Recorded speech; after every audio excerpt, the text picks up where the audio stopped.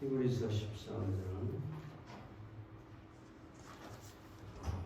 9절부터 12절에 있는 말씀을 보겠습니다. 9절부터 12절입니다.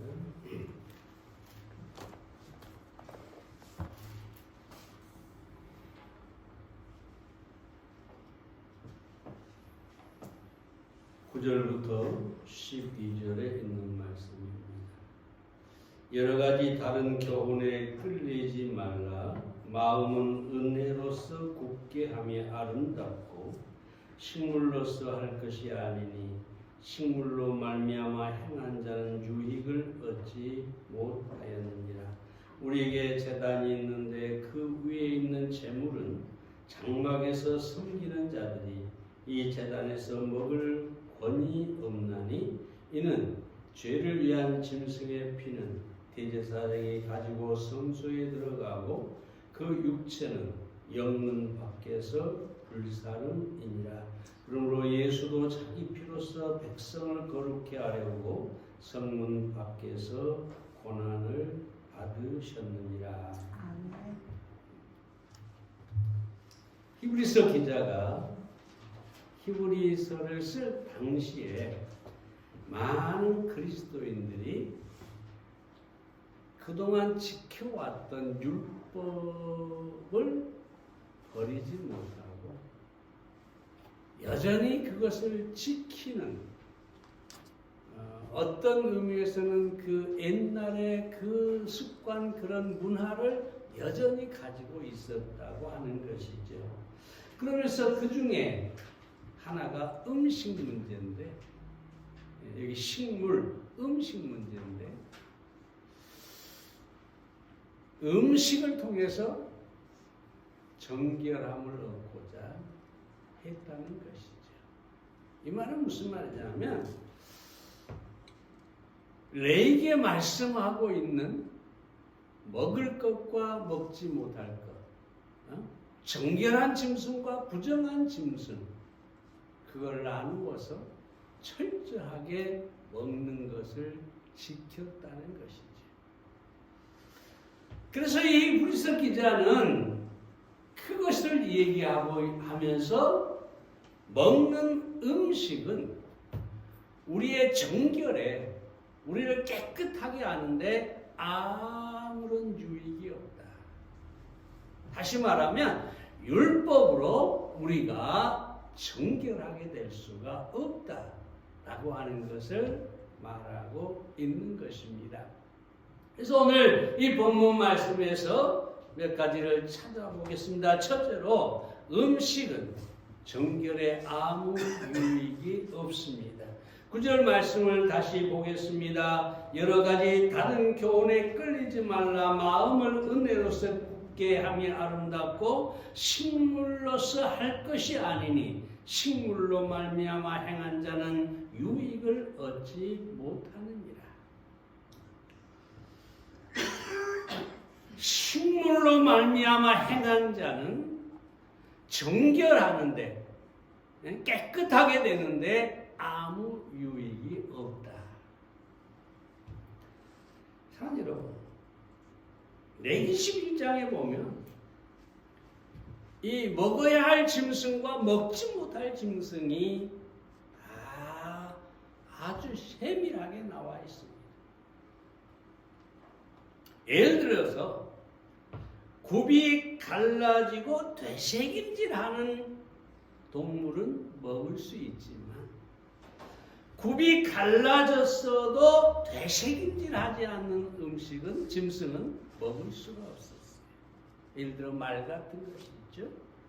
또 되새김은 하는데 굽이 갈라지지 않는 것은 먹을 수가 없었어요. 되새김과 상관없이 새나 이런 종류들 가운데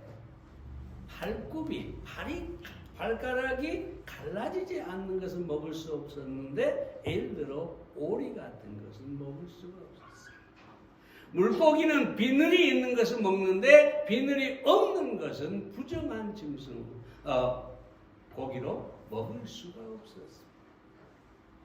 다양하게 말씀하고 있는데 중요한 것은 이런 먹는 음식으로 말미암아 정결하게 될 수가 없다. 부정한 음식을 먹지 않고 정결한 음식을 먹어서 하나님 앞에 깨끗하게 될 수가 전혀 없다. 사도행전 10장에 보면 베드로가 고넬료를 만나기 전에 하늘에서 보자기가 내려왔는데 거기에 온갖 부정한 생물들이 가득 차 있었어요. 하나님께서 그 베드로에게 먹으라고 그럽니다. 그 부정한 것들을 먹으라. 그러니까 베드로가 뭐랍니까? 나는 평생 동안 부정한 음식을 내가 먹지 않았습니다. 입에 대지 않았습니다. 먹을 수 없습니다. 그러니까 하나님께서 뭐라고 하느냐? 내가 정결케 한 것을, 내가 깨끗하게 한 것을 네가 어찌 부정하다고 하느냐 하고 책망을 하시죠. 왜 이 말을 했느냐? 고넬료라는 이방인을 베드로가 만나야 되는데 베드로의 말은 나는 이방인을 만날 수 없습니다. 그 말하고 똑같아요. 먹을 수 없다는 것은. 근데 하나님이 내가 이미 그를 정결하게 했는데 네가 왜 고넬료를 만나지 못해야 되느냐. 그런 의미죠. 산 여러분,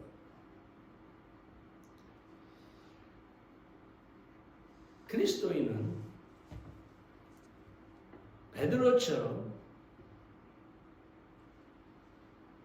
당시 그리스도인은 베드로처럼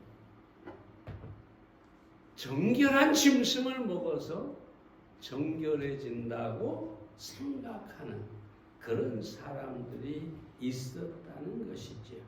그러나 히브리서 기자는 본문에서 식물로 말미암아 행한 자는 유익을 얻지 못한다라고 분명하게 선포하고 있습니다. 그러면서 10절과 11절에 보면 우리에게 제단이 있는데 그 위에 제물은 장막에서 섬기는 자들이 이 제단에서 먹을 권이 없나니 이는 죄를 위한 짐승의 피는 대제사장이 가지고 성소에 들어가고 그 육체는 영문 밖에서 불사름이니라. 이 말은 무슨 말이냐 하면 하나님 앞에 제사를 드리는 짐승은 정결한 짐승이었어요. 양이나 염소나 소 같은 것으로 하나님 앞에 제사가 드렸으니까 정결한 짐승이죠. 근데 속죄일에 이 염소가 이스라엘 모든 백성의 죄를 그 육체에 짊어졌기 때문에 아무리 정결한 짐승이라고 해도 죄가 전가된 또는 죄를 짊어진 짐승은 먹을 수가 없었어요. 그래서 영문 밖에서 완전히 모든 것을 불태워버리는 그런 바로 속죄의 제사였습니다. 그러므로 구약에서 의롭게 되는 것도 정결한 음식을 먹어서 되는 게 아니라 속죄로 말미암아 되는 것이다를 말하고 있는 것입니다. 구약에 수많은 율법이 있고 그 율법을 지켜서 이스라엘 백성들은 이 히브리인들은 의롭게 된다 생각을 했어요. 그러나 구약에서조차 뭐냐? 이런 율법을 지켜서 의롭게 되는 게 아니라 정결하게 되는 게 아니라 속죄로 말미암아 정결하게 된다. 그러므로 다시 말씀드리지만 율법 또는 이 먹고 마시는 음식에 따라 정결하게 되는 것이 아니라는 사실을 말하고 있는 것입니다. 예수님께서 마태복음 15장 11절에서 입에 들어가는 것이 사람을 더럽게 하는 것이 아니라 입에서 나오는 그것이 사람을 더럽게 하는 것이니라고 합니다. 그러니까 이미 예수님은 말씀하시기를 율법을 초월하고 계시죠. 너희가 무엇을 먹든지 그 먹는 것이 너희를 더럽게 하는 게 아니다. 좋은 것을 먹어서 정결하게 되는 것도 아니고 부정한 짐승을 먹어서 죄인이 되는 것도 아니다. 이미 먹는 것이 아무 유익이 없다는 사실을 예수님께서도 말씀하고 있는 것입니다. 오늘날 이 기독교의 율법을 지켜서 음식으로 정결하게 되려고 하는 종교는 거의 없습니다. 물론 안식교에서는 이걸 구별하고 있습니다만은 여러분 중요한 사실은 이제 음식에서는 많이 자유했지만 다양한 의식을 통해서 정결함을 얻고자 하는 사람들이 있습니다. 예를 들어서 세례나 침례나 주일 만찬이나 이 교회에서 행하는 여러 가지 정결한 의식을 통해서 의롭게 되려고 한다는 것이죠. 근데 여러분 우리가 분명하게 다시 한번 말씀드리지만 음식이나 의식이나 그 어떤 것으로도 인간은 정결하게 될 수가 없습니다. 우리의 정결에 아무런 유익이 될 수 없다는 사실을 우리는 분명하게 알아야 되겠습니다. 두 번째로 예수님의 속죄만이 우리를 정결하게 합니다. 12절 말씀을 봅니다. 그러므로 예수도 자기 피로써 백성을 거룩케 하려고 성문 밖에서 고난을 받으셨느니라. 그러므로 예수도라고 하는 이 말은 그 이전에 11절의 말씀과 연결되어 있습니다. 다시 말하면 11절에서 속죄를 위해 죽은 짐승의 피는 대제사장이 가지고 성소에 들어가고 몸은 그 짐승의 육체는 영문 밖에서 불사른다 라고 하는 것이죠. 그와 같이 예수님께서도 속죄를 위해 피 흘리시고 예루살렘 성문 밖, 영문 밖 골고다에서 죽임을 당하셨다라는 것을 보여주고 있는 것이죠. 여러분 구약에서 속죄 제사의 세 가지가 반드시 필요하죠. 먼저는 흠없는 속죄 제물이어야 합니다. 속죄 제사를 아무 짐승이나 드리지 않습니다. 정결한 짐승, 흠없는 짐승. 예를 들어서 하얀 염소에 검은 털이 한 가닥만 있어도 안 됩니다. 병을 앓은 적이 있어도 안 됩니다. 머리부터 발끝까지 흠이 없어야 되고 아주 정결한 그런 제물로 속죄 제사를 드려야 했습니다. 그래서 예수님은 바로 흠없는 속죄 제물이십니다. 히브리서 9장 14절에 보면 흠없는 자기를 하나님께 드렸다라고 합니다. 예수 그리스도는 우리를 위한 흠없는 제물이십니다. 두 번째 속죄 제사에서 필요한 것이 뭐냐 하면 이 속죄 제물의 죽음입니다. 로마서 6장 23절에 죄의 삭은 사망이오라고 말씀하는데 죄는 반드시 죽어야만 그 죄값이 지불된다는 것입니다. 그래서 속죄 제물이 반드시 죽어야 하는 것이죠. 죽음이 요구되는 것이죠. 예수님께서 흠없는 속죄 제물로 우리를 대신하여 죽으셨습니다. 내가 사망이라는 죄값을 지불해야 되는데 예수님께서 나를 대신해서 내가 죽어야 할 그 자리에서 사망을 당하셨습니다. 뿐만 아니라 세 번째는 마지막으로 속죄 제물의 피입니다.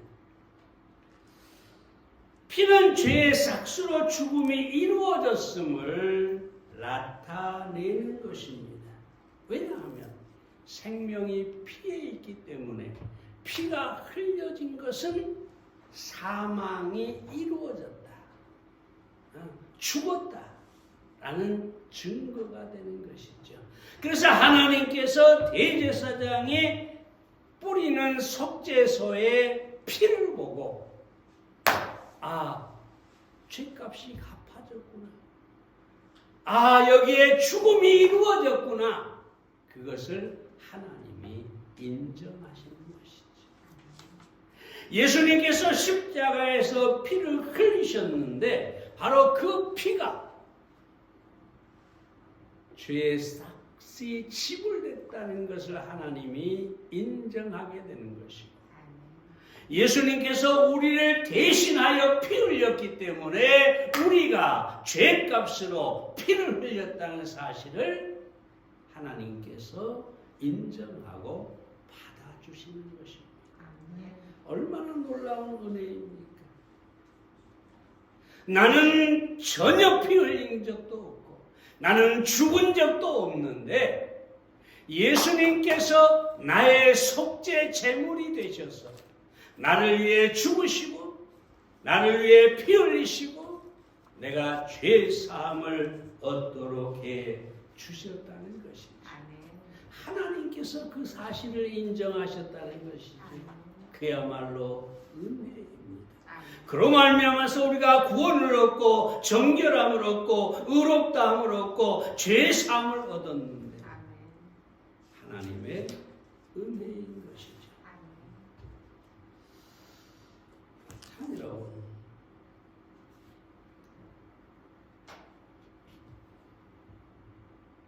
1974년 5월 20일에 프랑스 카톨릭 교회 추기경장 다니엘이라는 사람이 심장마비로 급사했습니다. 그는 학자로도 뛰어나 프랑스 아카데미 회원에 선발되기도 한 아주 사람들이 대단히 존경하는 사람이었어요. 근데 그가 죽고 나서 주관지 까나르 앙세네라는 곳에서 이 추기경이 캬바레의 댄서 미미 상트라고 하는 24살 먹은 아주 어린 처녀와 함께 같은 아파트에서 죽었다는 것이죠. 그 심장마비의 원인이 무엇이었겠어요?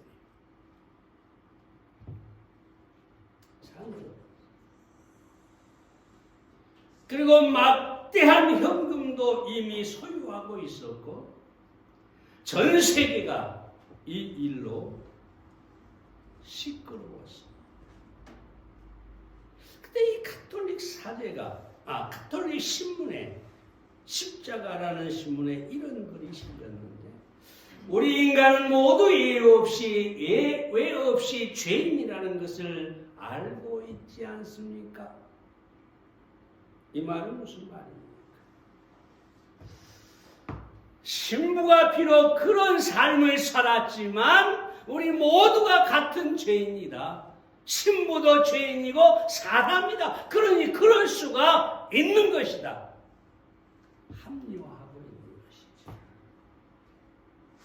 자, 여러분, 우리는 예수님의 속죄의 죽음과 피로 죄 사함을 받은 사람들입니다. 어떤 경우에도 이처럼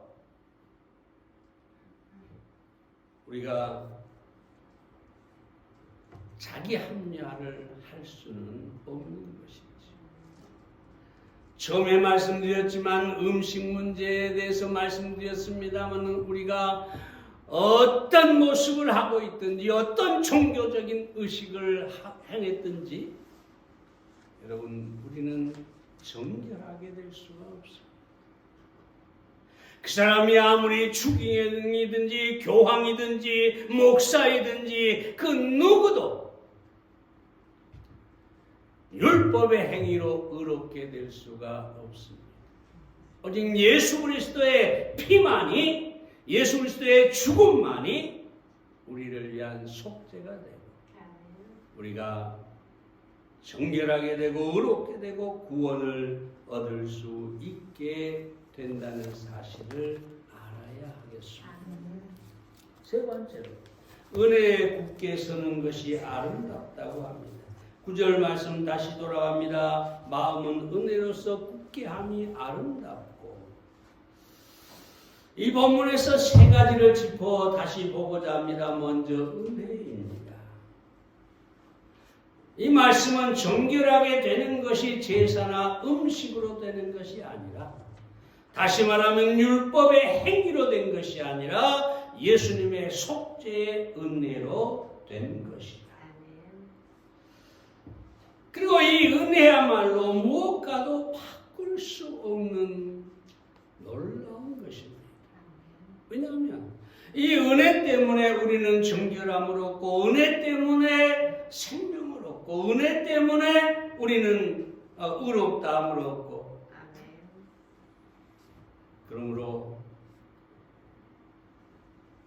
우리가 예수님으로 말미암아 은혜를 입은 사람들. 다음은 이 은혜에 굳게 서야 한다고 합니다. 여기서 굳게 함이라는 말은 견고하게 하다라는 말인데, 마음이 은혜로 견고하게 되어야 한다는 것입니다. 이 말을 다시 바꾸어 말하면 은혜 외에 다른 것을 전혀 따르지 않는다는 것입니다. 아까도 말씀드렸지만 히브리 그리스도인들이 예수님을 믿으면서도 율법을 지키려고 했다는 것이죠. 다시 말하면 다른 교훈을 쫓아 끌려갔다는 것이죠. 율법주의자들이 와서 너희가 율법을 지키지 않으면 결코 의롭게 될 수 없느니라. 그러므로 율법을 지켜라. 이게 다른 교훈이죠.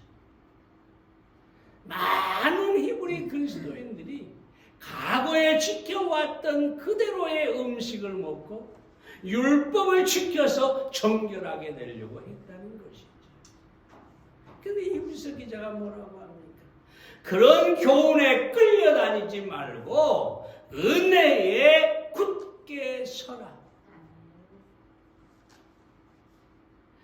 예수님이 십자가에서 우리의 죄를 위해 죽으시고 그 피를 흘려 우리를 정결케 하신 이 은혜에 흔들리지 말고 굳게 서고 다른 것을 따르지 말라라는 것이죠. 마지막으로 아름답다는 말입니다. 아름답다는 말은 영어 성경에 보면 굿이라고 되어 있어요. 좋다라는 뜻이죠.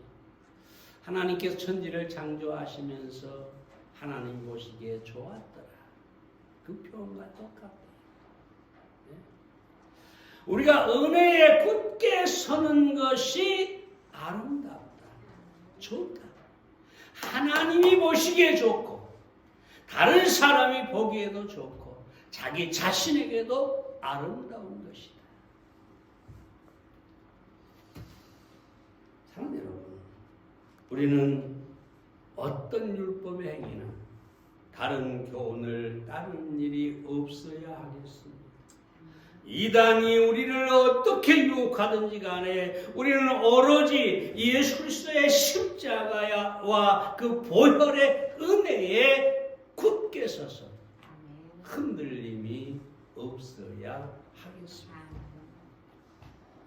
1923년 9월 1일에 일본 도쿄 요코하마 일대에 큰 지진이 발생했습니다. 그 한 번의 지진으로 20만 명이 죽었어요. 여러분 상상이 됩니까? 그리고 250만 명이 집을 잃었어요. 이때 미국은 즉시 구호품을 싣고 큰 수송선에 구호품을 싣고 일본에 가서 그 이재민들 그들에게 그 구호품을 전달해주고 저들을 살게 해주었습니다. 일본 천황 히로히토, 미국의 히로히토가 미국의 쿠리지 대통령에게 감사장을 보냈습니다. 근데 직접 손으로 썼어요. 감사장에 뭐라고 했느냐? 일본인은 미국 국민에게 감사하며 이 은혜를 영원히 잊지 않을 것입니다. 일본 천황이라고 하는 사람이 영원히 은혜를 잊지 않겠습니다 라고 했어요. 그런데 불과 18년이 지난 1941년 12월 7일에 일본군이 미국의 진주만을 폭격해서 엄청난 피해를 입히게 되었습니다. 그 당시 미국의 신문의 한 사설에 이런 제목이 걸렸습니다. 일본인은 세계 인종 중 은혜를 가장 쉽게 잊어버리는 족속이다. 제가 일본인을 비난하고자 하는 것은 아닙니다. 비난받을 일은 많죠. 우리나라를 향해서도 그렇고 미국이 엄청난 은혜를 베풀었는데도 그리고 왕이 약속을 했는데도 그 은혜를 쉽게 저버린 사람. 제가 이 얘기를 하는 이유는 우리 주님의 십자가의 은혜, 그 보혈의 은혜, 우리를 정결하게 하신 은혜, 아무 값 없이, 어떤 노력도 없이, 어떤 대가도 지불함이 없이 오로지 하나님의 전적인 100%의 은혜로 우리가 정결하게 되고 의롭게 되었다는 이 사실을 우리는 결코 잊어서는 안 됩니다. 그리고 그 은혜에 굳게 서야 합니다. 그래야 우리가 아름답다. 하나님이 우리를 천지를 창조하시면서 보시기에 좋았더란 것처럼 우리가 믿음에 굳게 선 것을 보고 좋다라고 말한다는 것이죠. 하나님이 좋다. 하나님이 저 형제의, 저 집사의, 저 목사의, 저 자매의 그 믿음이 너무 좋다. 은혜에 굳게 서 있는 그 모습이 너무 좋다. 너무 아름답다. 그렇게 말씀하시는 우리 모두가 되기를 바랍니다.